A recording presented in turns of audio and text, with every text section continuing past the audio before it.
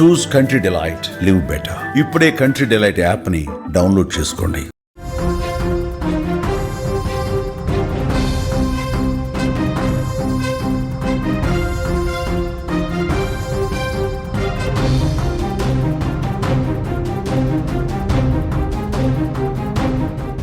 తెలుగు రాష్ట్రాల్లోనే సంచలనం కలిగించినటువంటి హత్య కేసు చిన్నారి. 9 ఏళ్ల చిన్నారిని పిన్నే స్వయంగా చంపిన హత్య కేసు. అయితే ఈ హత్య కేసులో చిన్నారి తండ్రి మాట్లాడుతున్న తీరు అందరిని కూడా కలిచివేస్తుంది. జగిత్యాల జిల్లా కోరిట్లలో చిన్నారి హితీక్ష మృతితో ఆ కుటుంబంలో తీవ్ర విషాదఛాయలు అలుముకున్నాయి. తన కూతురు ఇక లేదు అనే చేదు నిజాన్ని హితీక్ష తండ్రి జీర్ణించుకోలేకపోతున్నాడు. తన మరదలు కావాలనే ఇదంతా చేసిందంటూ కన్నీటి పర్యంతమయ్యాడు. తమ కుటుంబాన్ని విడదీయాలనే మమత ఇదంతా చేసిందంటూ సుమన్ టీవీతో తన బాధను వెళ్ళగక్కున్నాడు. మమతకు ఉరిశిక్ష పడినప్పుడు తమకు న్యాయం జరుగుతుందన్నాడు. తమ తమ్ముడు లక్ష్మణ్ కూడా పాప మృతితో కుమిలిపోతున్నాడని, భార్య చేసిన పనికి అవమాన భారంతో బాధపడుతున్నట్లు రాము చెప్పుకొచ్చాడు. ప్రస్తుతానికి తాను ఏం మాట్లాడే పరిస్థితుల్లో లేనని, కుదురు పడ్డ తర్వాత అన్ని విషయాలు మాట్లాడతానంటూ చెప్పుకొచ్చాడు. ఏది ఏమైనా మమతకు ఉరిశిక్ష వేయాలంటూ డిమాండ్ చేస్తున్నాడు హితీక్ష తండ్రి రాము.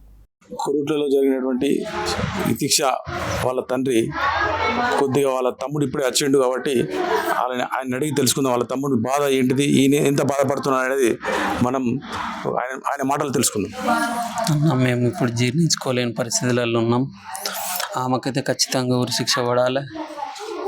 మా వాడు కూడా ఇప్పుడే వచ్చిండు, ఆడు కూడా బాగా బాధపడుతుండు.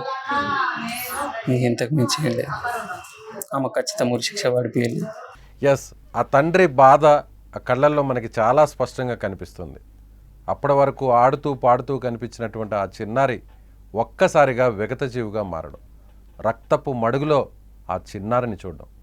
ఆ చిన్నారిని చంపింది ఎవరో కాదు, కక్షతోనో కసితోనో బయట వ్యక్తులు కాదు, హంతకులు అంతకంటే కాదు, సుపారీ ఇచ్చిన గ్యాంగు ఏమాత్రం కాదు, సొంత చిన్న తల్లి, సొంత పిన్ని.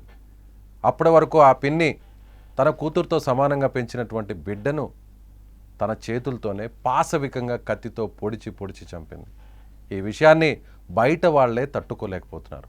అలాంటిది ఆ తల్లిదండ్రులు. ముఖ్యంగా ఇక్కడ మరో విషయం ఏంటంటే, చిన్నారికి సంబంధించినటువంటి తండ్రి బాబాయ్ ఇద్దరు కూడా కవల పిల్లలు. సో అందుకే వాళ్ళ పేర్లను కూడా తల్లిదండ్రులు రామలక్ష్మణులని పెట్టారు. త్రేతాయుగంలో రాముడు లక్ష్మణుడు ఏ విధంగా కలిసి ఉన్నారో ఈ కుటుంబంలో చిన్నారి తండ్రి బాబాయ్ కూడా అలాగే కలిసిమెలిసి పెరిగారు, అలాగే పనిచేస్తున్నారు. ఇప్పుడు ఉద్యోగం కూడా గల్ఫ్ కంట్రీలో ఇద్దరు కలిసి పనిచేస్తున్నారు. అయితే పిన్ని లక్ష్మణ్ భార్య మమత ఈ విధంగా హత్య చేయడం, ఈ విధంగా దారుణంగా ఆ చిన్న పాపను చంపడం, తమ బిడ్డతో సమానమైనటువంటి పాపను చంపడం ఆ తండ్రి జీర్ణించుకోలేకపోతున్నాడు. అలాగే రాము తమ్ముడు మమత భర్త ఎవరైతే చంపినటువంటి నిందితురాలుందో మమత భర్త కూడా ఆలస్యంగా ఇవాళ కోర్టులకు చేరుకున్నాడు. ఏం ముఖం చూపించుకొని తన అన్న వదినలకు చూపించాలి, తన భార్య హత్య చేసింది, వాళ్ళకి తన ఫేస్ని ఎలా చూపించాలి, చంపింది నా భార్యే అని తెలిసాక ఈ ముఖాన్ని వాళ్ళకి ఏ విధంగా చూపించాలి, వాళ్ళకంటే కూడా మా కుటుంబంలోనే మా ఇంట్లోనే ఎక్కువ పెరిగిన చిన్నారి హితీక్షని నా భార్యే, తన సొంత భార్యే చంపింది అనేటువంటి విషయం తెలుసుకుని నేనే షాక్ అయితే వాళ్ళకి తన ముఖాన్ని ఎలా చూపించాలని ఇన్ని రోజులు రాలేకపోయానని, కానీ ఆ పాప మీద ఉన్న ప్రేమ తనను ఆపలేకపోయిందని, ఏదేమైనా సరే జరిగిన తప్పుకు వాళ్ళ ఇద్దరిని అన్నా వదిలిని ఇద్దరు కాళ్ళు పట్టుకొని వేడుకొని క్షమాపణ అడగాలనే ఉద్దేశంతో నేరుగా వచ్చి రాకనే అతను నేరుగా తన వదిన దగ్గరకు వచ్చి క్షమించి వదిన, తన భార్య చేసిన తప్పుకు నన్ను క్షమించండి అంటూ అన్నా వదిలిన కాళ్ళ మీద పడ్డాడు బాబాయ్ లక్ష్మణ్. ఒక మమత చేసిన తప్పుతో ఇప్పుడు ఆ కుటుంబం అంతా కూడా చిన్నాభిన్నం అయిపోయింది. ఇన్నేళ్ల పాటు కలిసి ఉన్న ఆ కుటుంబం పాప మృతితో, పాప హత్యతో జీవితాంతం ఆ కుటుంబానికి తీరని విషాదాన్ని నింపింది. మమత లాంటి హంతకురాళ్ళు కుటుంబంలో ఉంటే ఆ కుటుంబంలో ఉన్న పరిస్థితి ఏ విధంగా మారిపోతుందో, ఆ కుటుంబాలు ఏ విధంగా చిన్నాభిన్నంగా మారిపోతాయో ఇదొక ఉదాహరణగా అనుకుంటున్నారా?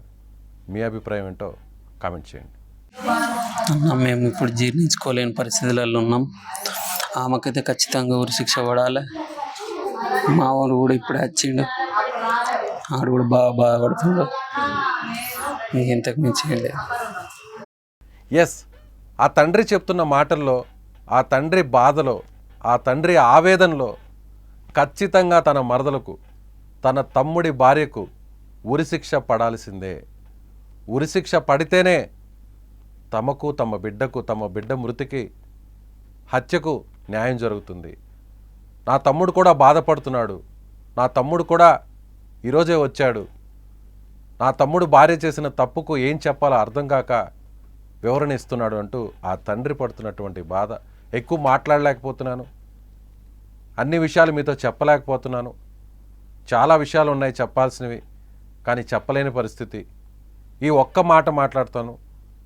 నా మరదలకు, నా బిడ్డ, నా కూతుర్ని చంపిన మమతకు ఖచ్చితంగా ఉరిశిక్ష పడాల్సిందే, అప్పుడే న్యాయం జరుగుతుందంటూ ఆ తండ్రి కోరుతున్నటువంటి డిమాండ్లో, ఆ తండ్రి చేస్తున్నటువంటి డిమాండ్లో ఖచ్చితంగా న్యాయం ఉంది.